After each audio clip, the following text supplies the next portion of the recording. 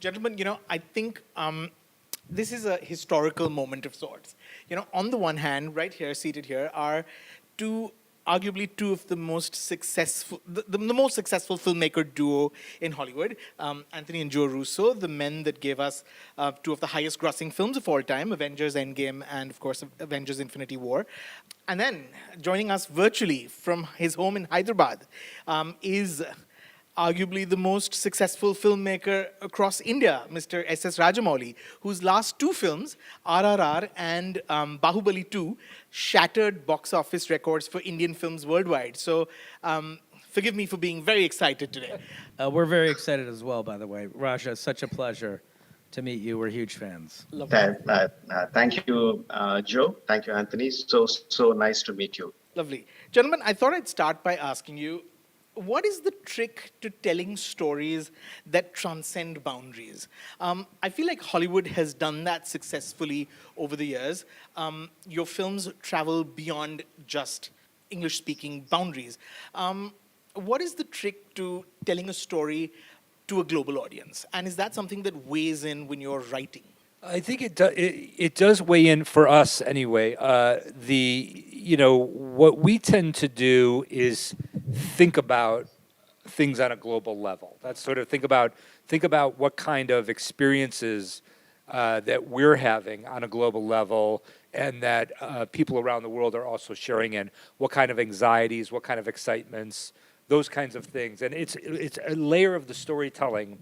It helps us connect into like how people are feeling and thinking collectively on a global level, as opposed to a more local level. We look for universal truths, and I think it is a primary goal of ours, and in fact, I would say the primary goal, to use storytelling as a binding element to bring people together. That's why we have a global perspective. We're very fortunate to have worked all over the world, Right. to talk to fan bases all over the world. So I think that over time we've had a more sophisticated understanding of the way audiences think, and it, without question, informs our storytelling and the way that we construct stories. Mr. Rajamouli, I'd love for you to weigh in. In your last two films, in Bahubali and in RRR, you actually told stories that were intrinsically Indian stories. They're rooted in mythology, they're rooted in Indian history, and yet these were films that spoke to a much larger audience than typically Indian cinema tends to reach out to. What do you attribute that to? Basically, I believe like a good story is a good story for all the people across the globe, whichever country they are in. But to take a story to cross the boundaries, for a story to cross boundaries, to cross cultures, there are many hurdles. But I think the principal hurdle is belief. Principally, if I don't believe that I have a good enough story that transcends boundaries, then there is no way I can make the other audiences believe that I have that story. So I think principally it is the belief. If we have that, the other hurdles can be crossed. So you don't tailor your stories to speak to a global audience specifically? No. See, basically, like I was saying, an emotion is the same.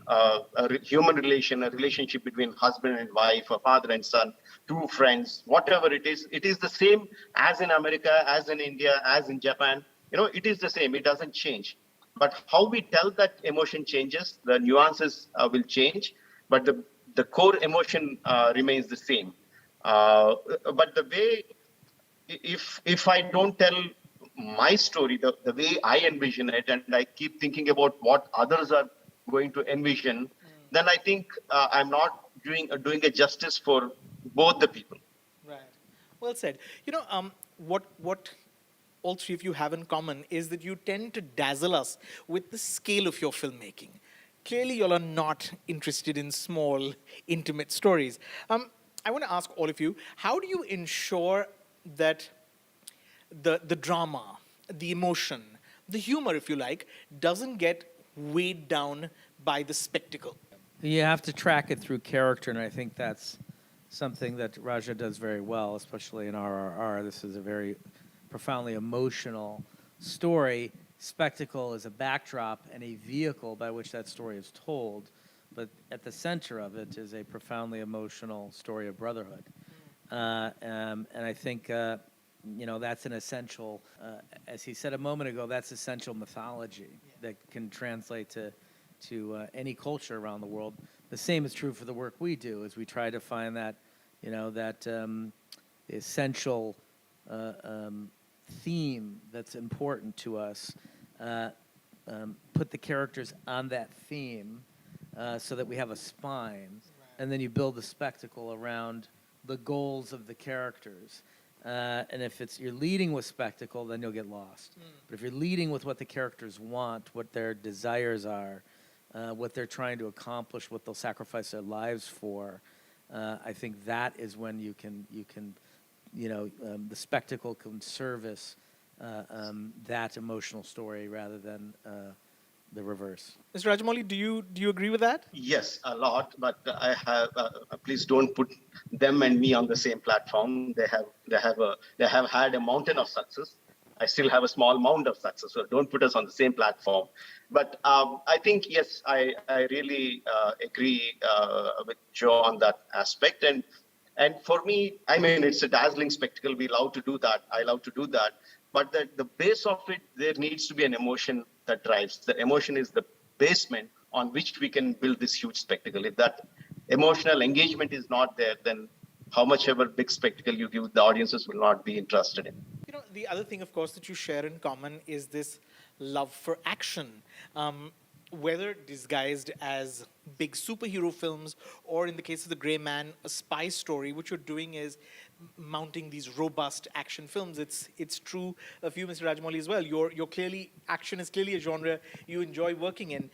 Does action tend to travel wider than other genres? Yeah, it certainly does for me. I mean, if there is a beautiful love story on one side and there is a medium kind of action film, both as an option, which I had to say, I'll first go for the action film. Okay. So it really, I am a huge action buff. So I tend to think the whole audience are like me. So yes, that's a big penchant for action film. Yeah, Yeah. Action is a universal language, and it's about geography, choreography. It can be told without words. So I do think, in a lot of ways, that it's the most transcendent genre, the one that most universal genre, the one that most everyone in the world can follow. We all understand action and movement. And I think you've seen that over, in the past decade or so, there's been a large movement in terms of the global audience, largely due to the internet and the connection we all have now through the internet and social media, and the fact that we can communicate with one another about films together. That's created more of a global audience and a global sensibility. And I think you've seen over the past decade, action films have become more popular, and sort of things like comedy, sometimes things that are specific to like cultural sensitivities or understandings, they haven't sort of been as, at least in the Hollywood realm, they haven't sort of been as popular as they once were. And I think that speaks to the fact that action is a language that connects the global audience in a strong way. I think that generally when it comes to action, it tends to be about masculinity. They're usually about the male characters that get to have all the fun, so to speak. I know that that's not. You have, of course, in the Avengers, for example, you've had some great female superheroes that have kicked ass, so to speak, and it's true of the Gray Man as well. You have Ana de Armas, who's excellent, doing her stunts.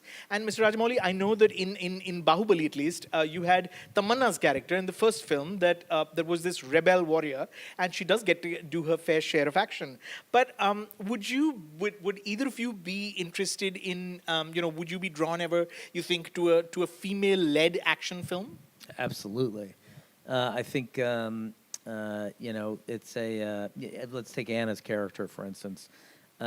Strong, independent, not romantically linked to the lead character, has her own agenda and motivation, and in fact, continually saves Ryan Gosling's character throughout the movie to the point where it becomes a comedic runner that she is, in a lot of ways, more competent than he is, or certainly more aggressive, and making sure that they both get out of situations safely.